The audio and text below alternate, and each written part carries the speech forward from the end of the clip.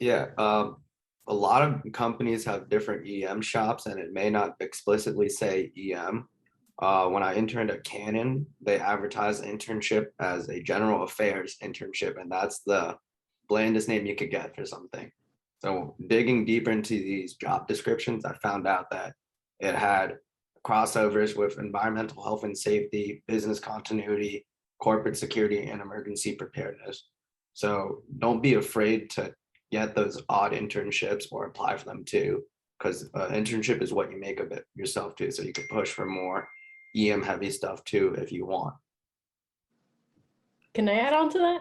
Yeah. So that's a big thing. And one way I started kind of learning what these jobs were titled as and starting looking into like the specifics of those roles is sign up, or if you can, IAEM. They have, what's it called? Membership, student memberships are really affordable. And I would look at the job postings there, and since it was, the folks who were looking for emergency managers, you would see all the different types of titles, even though it wasn't specific emergency management coordinator. So that's where I started seeing, environmental health and safety, that's a keyword to start looking into. So definitely that's a good place to see what those roles are being titled as. So definitely recommend. And also to add to Miriam's, FIBA also has a student discount as well for membership that also has a list of different jobs. So I wish I did that, but it's fine. But to take advantage of any student deals, student discounts, that would be really helpful. And those professional agencies will also have like mentor lists too. Like I know VIMA, the Virginia Association, we have mentors list too. So it's a free resource for you to cold call someone and say, hey, let's talk about what you do every day. And that's how you create those relationships. Awesome. I think I wouldn't be here if I didn't cold call Maribel actually to get my internship with her. So don't be afraid to cold call people. Yeah, that's a great point. I did want to note, because you all talked about some great things, but it's also like, how did you get those things? And a lot of times, like, I'll suggest to people, like, literally find the job that you want and then go on LinkedIn and find out who has that job and ask them, like, how did you get the job? Do you like the job? Is it what you thought it was going to be? All these different things. And like cold calling, like, you will have to message 15 people, but give them 3 days and someone will respond. Maybe not everyone, but definitely in creating your own experiences, especially if you're out of school, is really cold calling, just saying like, hey, do you have a project I can work on? Things like that. I did put it in the International Association of Emergency Managers link. It's, again, like they said, IAEM. We do have a national conference coming up in Savannah in November. And if you're not already a part of that, like they said, it's like, I think it's under $60 for a student membership. And a lot of states, a lot of regions within the association will sponsor students to attend either at a discount or for free. So if you're not already part of that organization or your state organization, something to look into. I'm trying to look at some of the other questions. Maribel's doing that. I will say a lot of schools, if you're still in your undergrad or master's, will pay for you to go to your conference. Every school has a budget to send students to conferences, and no one ever uses that free money that's already there. So make sure you apply for a grant from your school to send you to those conferences for basically for free. I'd also like to highlight the Governor's Hurricane Conference. I went to that in May, and it was amazing. I actually got to finally meet some people I've been working for a year with Haggerty, and it's just really helpful. And one other thing for the folks who either are in school and have some experience, or are out of school and have these amazing backgrounds in public safety, one thing I would look into is that the International Association of Emergency Managers has 2 certificates. One is a certified emergency manager, and you guys have to remind me what the other one is because I don't have that. The AEM is it associate emergency manager, and I think that's 2 years if I'm not mistaken. So 2 years. So look into those. You can get those without joining the association, but it is a higher fee. but it requires an application and showing that you have experience of some kind. That there's different levels between those two certificates, and then there is a test that you have to take. But that is another way to show that if you're already been in the industry of public safety, that you have experience that could be applicable to emergency management. And if you have more questions about that, feel free to either contact me, or probably any of these panelists are at least aware of that certificate program. I'm going to go into my list. If you feel like your question wasn't answered, feel free to put it back in the chat. I'm sorry if I missed anything. I'm trying to do some general questions here. Let me go back over to our list.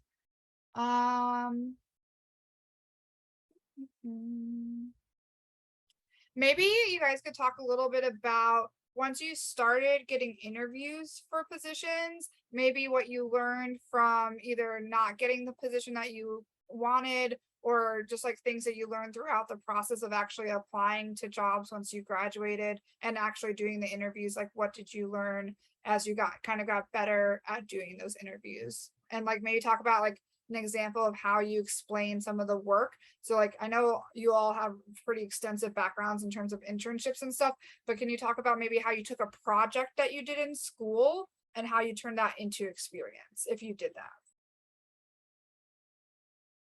I could kick that off. A lot of times in school, for me specifically, I don't have an emergency management degree. My bachelor's is in political science and sociology.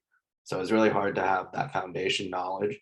So from taking those IS classes, you're able to translate core EM processes to real world scenarios. So for me specifically, in school, I was also the president of my fraternity, and we were doing a big food drive for the whole peninsula in Virginia.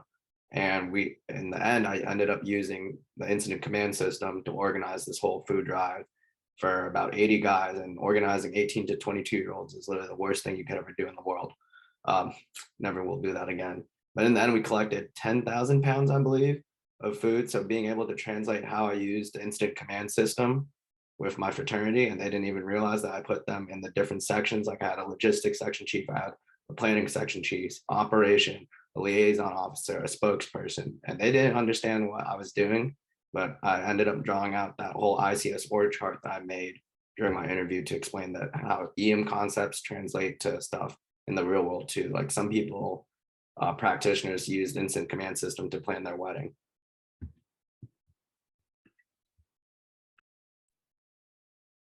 We'll jump over to Payton.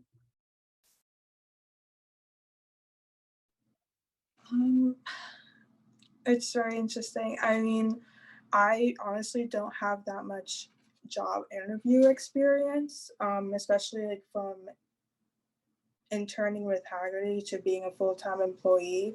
And this is my full-time job. But as for like internal interviews, which are a bit more lax than like formal interviews, but there was this one position that I interviewed for, and I did not get it. And honestly, I am not upset about it. I really love the housing project I'm on, which is the second interview I had. But I'd say my biggest takeaway is to really ask questions. I know everyone like hears this all the time, but really ask, have a set of like prepared questions for your interviewer. And this could also range from the specific project to their leadership style and why did their group or team expand or shrink, and why they're looking for a new person. And I know these are type of questions that like could possibly be for, the interviewee, but definitely look into, try to gauge if that's actually an environment that you want to work in. And that's also important because once you commit to that, I mean, you don't want to quit to what you commit to. So definitely try to go into those interviews with questions that could really discern if that's actually where you want to work. Yes, you're interviewing for that position, but at the end of the day, you're going to have to commit 40 hours of your time at least to that job. So that's all I have. And Miriam? Yeah, from interviewing, and getting declined and all this stuff. My biggest takeaway was sometimes the job that seems ideal or like your dream job might not be the best fit for you. It might look good on paper, but when you actually talk to the hiring team, it turns out that you wouldn't mesh, or that, I mean, it might come down to that. You won't mesh as a team. So really get to know the interview, the interview panel, ask questions to all of them, and think about those questions you're going to ask. Sometimes those questions can leave them impressed too, even though you're kind of digging into your, what you need. They might be like, oh, they're really invested in looking long term, not just, this is a job that I'm applying to. And you mentioned earlier how we would turn our college projects into experience. So I also don't have a degree in EM, but in my public health classes, I would turn projects assigned to us into emergency management related tasks, maybe even just like preparedness. One example would be we had a public health communication class, and it was messaging on a certain disease or illness and raising awareness. Well, I went to my professor and asked, well, can I do earthquake awareness? That's technically, public health. And she okayed it. So that was something that I brought my team along with, and we just did earthquake safety. So definitely find those opportunities to switch your projects around and make it more EM related. Awesome. Thanks, guys. All right. So we do have about 10 minutes before we're going to do our closing.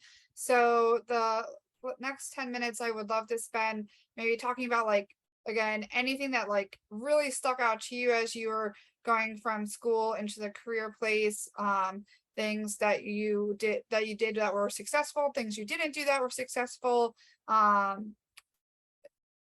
see what else. Any experiences, whether it's joining an association and meeting someone, or that internship that really just changed it. I know you guys have touched on some of these things, but any other advice that you have in searching for things to get experience, or things that will really knock people's resume out of the ball yard to get that job. So Alex, I'll kick off with you. I think another thing when applying to a job that we all don't really understand is the part that's really out of our hands that we can't control. And that's the HR process to once you press submit on that application, when it goes into that black hole. So understanding that when a company posts a position, they have to advertise it for a certain time. And then while the hiring panel may be ready to move quick and you're ready to move quick, you still have to wait for HR. So don't let the wait set you down, because that's ultimately out of everyone's control. HR is a whole beast in and of itself. So don't be let down when it's taking too long, and also understand that when they're doing the interview process, they really have to be purposeful with how they are communicating with you. So don't get too confused, and always ask questions too while you're going through the interview process. And in addition to that, don't be afraid when they say this position is grant funded for at least a year or two. I'll tell you right now, a lot of EM jobs are grant funded, whether it's 100% grant funded or partially grant funded. That blurb scared me when I was interviewing and getting applying for jobs. So don't be afraid of that, because once you realize it, once you're in, a lot of jobs are grant funded and they will be continually funded. So don't be afraid when you see it, that a job is a grant funded. Awesome. Payton? I'd say, especially for the students, to definitely network with your classmates. I mean, you're the future of EM, and you're going to be working with these people. You'll probably like work with them in 20 years from now, 5 years from now, and they'll remember you on like, oh, you were in my class, we did this project together, and you guys are literally in the same class with the same intentions of like going into EM. So get to know your classmates, especially because you could be working with them in the future, and you guys could help each other now. So that's a huge part. Like, I'm still friends, professional friends with some of my old classmates because of our genuine and common interest in EM. And I'd say also with looking through, if you're pursuing Haggerty, for example, and you are just going through, okay, different, like a list of people, try to reach out to them directly, whether it's on LinkedIn and or through email. Most companies have the like an hour people or like an highlight of the people who work there, and the email is there, and that's the email template for everyone. So if you're trying to target one person and you see their LinkedIn first and last name, use that email template to email that person.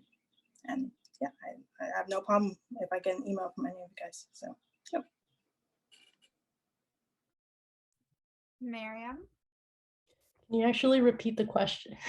Yeah, really just any last little pieces of information you want to share, your experiences, anything that we haven't covered yet. Yeah, so we've kind of gone over a lot of technical stuff, like how to network and how to look for jobs. But something that I would have liked to be more prepared for would have been the soft skills. And this goes for any job. You're going to be working alongside teams in emergency management, and it's just unavoidable. People get burnt out, people get tired, especially when it's really busy. You need to know how your team's doing and how you're doing, and not get to that point where you're so burnt out that you're gonna fall behind in your projects during a crucial time. So definitely learn to take care of yourself and recognize when others need to start taking care of themselves as well.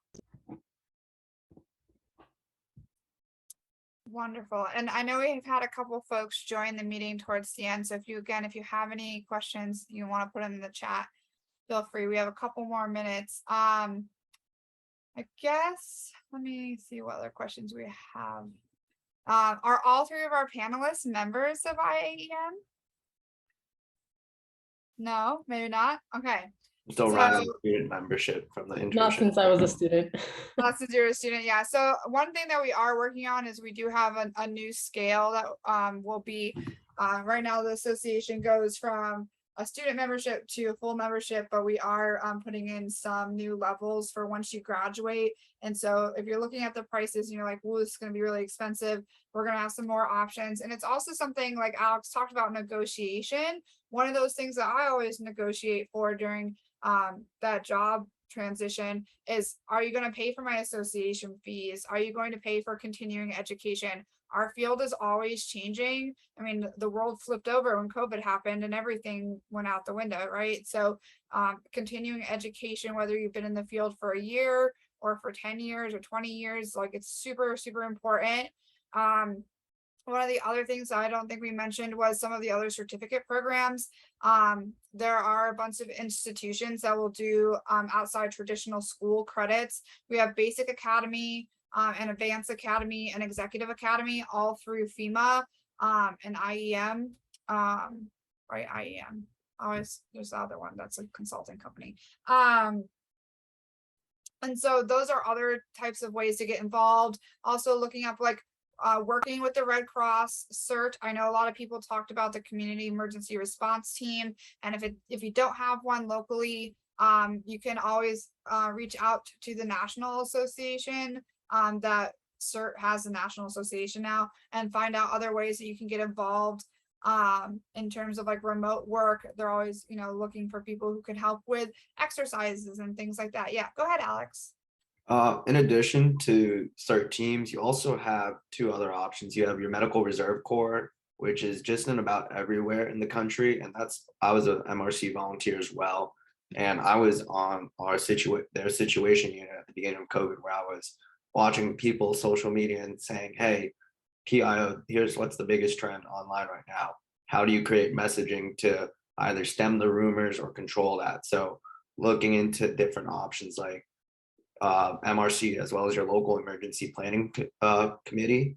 Those are all around the country, where it's an open meeting about once a month, where you get to meet the practitioners who are in the field shake hands, get to know them, and then kind of pitch yourself to say, hey, excuse me, here's a problem in our community. How can I help you as a volunteer too? So LEPCs are another great area for you to kind of meet people around your community who are in public safety and emergency management. Yeah, no, those are all great points. And in regards to LEPC, reaching out to your local or regional emergency manager and just asking them what kind of groups, councils, meetings, things that you can get involved in without having to fully extend yourself with an internship or an unpaid opportunity. Those are kind of special project things that you can work on. Let's see, we got a question. What is the best avenue, organization, or specialty for someone looking for a remote position or internship? Does anyone want to answer that question? It was just posted by Alex.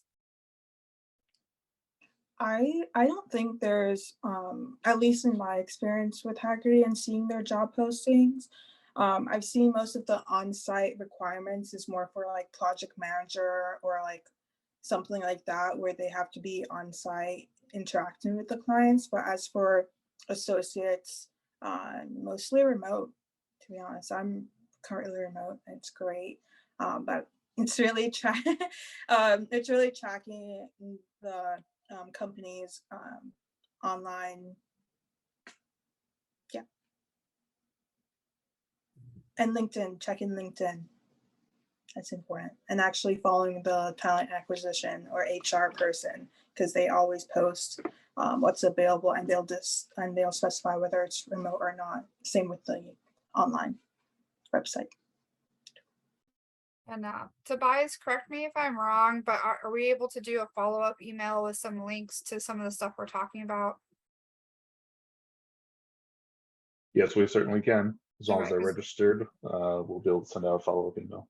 Awesome, because I know that we have a whole list of different groups to join on LinkedIn, some on Facebook as well, but I prefer LinkedIn. That you guys can get more advice and examples of, you know, job postings, internships, and I'm sure these folks will put their information into the chat if they're interested in speaking with you all one-on-one. And we're at that time where I believe I want to say thank you to our panelists. You all are wonderful. You make me so excited for the future. So thank you so much for sharing your insight with this group. And hopefully everyone was able to take away a little special nugget from you.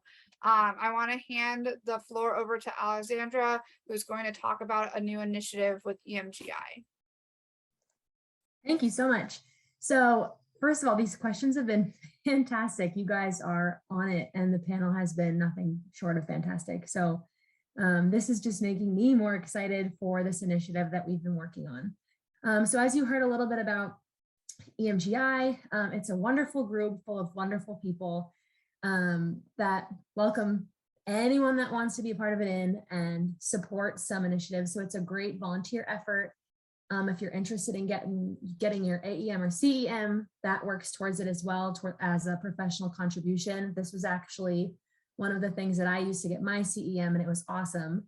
It's also full of people from all over the country doing all kinds of different things. So it's a great networking opportunity as well. So I came in wanting to open the door and create a mentorship program for new EM professionals. When I came in, I mentioned that I was an intern. I graduated from school, went straight into my internship. I got so lucky with the timing, and I finished my internship and luckily was offered a contracting position with that office. But once I got that job, I had literally no idea what to do. A lot of people mentioned IEM for mentorship stuff, reaching out to people that you work with, but I wanted a little bit more support beyond that. And so over the last couple of years, I've been trying to figure out the best avenue to create and build a mentorship program outside of the CEM and AEM process. So Lorraine and Aubrey were fantastic, and they brought me in and they heard me out, and they were willing to house this initiative, which I'm going to talk to you about it now. I know I've been blabbing on for a minute, so I'll just get to it. But my initiative is called EM Lead, And it is a 6-month cohort style program for any new emergency manager, recent college grad, new to the field, whatever. There's no age requirement, no education requirement. It's just somebody who's looking to get into the field and needing a little bit more support. And so we haven't nailed down how many people are going to be in that initial cohort, but it will be virtual. And we're going to cover a bunch of different topics over the 6 months. I'm just going to read through this list really quick to see if any of this sparks joy within you. I know we were talking about it during one of our group meetings. A lot of people like, yes, like I wish I had that. And a lot of the stuff we talked about today is actually listed in here. So we were going to be talking about a resume building workshop, how to find the right job for you, how to work through those job postings. Like Alex mentioned, sometimes you need to dig a little deeper than you think and look for specific wording. What to do before, during, and after an interview. We're going to be working with them on some interview prep, mock interviews. I am a huge advocate for practicing interview questions, going through interview etiquette, negotiating your salary. This is something I'm super passionate about because I've been in the field for almost 10 years doing a bunch of different things from higher ed to the private sector with critical infrastructure, which I'm doing now. And no one ever talks about how to do these small things here and there that actually can really pay off, no pun intended.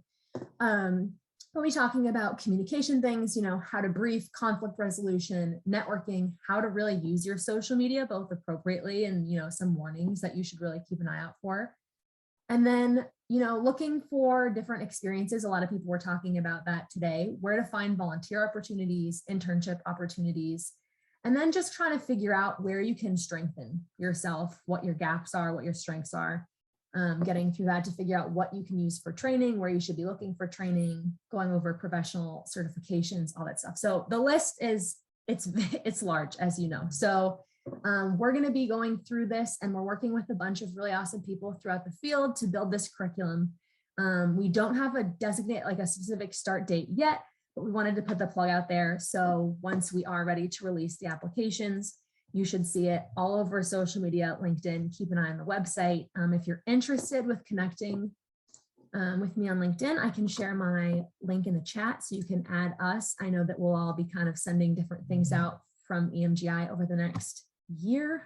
Lots of great stuff. So I'm here if you have questions. I'm here to support you. I'm so excited that you're all so excited. And thanks for joining us. And I'll kick it back to you, Maribel. Thank you so much. I am so excited for you to be kicking this off. I know this has been in the works for the last few months to a year. So I'm super excited for this project to be underway. You've been doing a lot of good work on it, and I know there's a lot of people who could use all the work that you're doing. So thank you so much for what you're doing. It's awesome. So we do have about 3 more minutes, but I think we're kind of at the end of the questioning. Everyone has posted their LinkedIn information, and everyone has their names as well. So please feel free to LinkedIn with all of us. Send messages if we didn't connect with you on something specific that you might have asked. Again, we will send out an email to whatever email you registered for this event on, with some follow-up things, some more tips and tricks, as well as information about the initiative that Alex just spoke about and ways to get involved with that. With that being said, we did hit record a little late on this, but if you did miss some of it, it will be available. We might need to do a little editing since I hit record in the middle of an answer, but again, thank you everyone so much. And if you have any other questions, and you either want to ask individuals or send them to EMGI, we will try to do this maybe once a semester, and that way we're hitting all the different folks that are graduating and coming into the industry. I hope that you all sign up for your state associations. I hope you all sign up for IAEM. I hope you all participate in EMGI. We have a ton of different initiatives going on. And I hope to see everyone at conference in November if you're able to attend. And Tobias, I don't know if you have any closing remarks. I don't. We have our emergency management, I should say I do then, nothing personal side. Emergency Management Growth Initiative has a LinkedIn page and a Twitter page. feel free to reach out, to comment, to send us messages, questions. We'd love to engage. And if there's any other content, things you'd like to see in the future, reach out to us, let us know. We're here to continue to make the field more accessible and reduce the impact of disasters. So thank you so much for joining and being here. Thank you. And one more round of applause for our amazing panelists. Thank you guys again for giving us some of your time out of your busy schedules, and look forward to seeing all the amazing things you all continue to do. So with that, you can feel free to jump off, and we'll see you next time.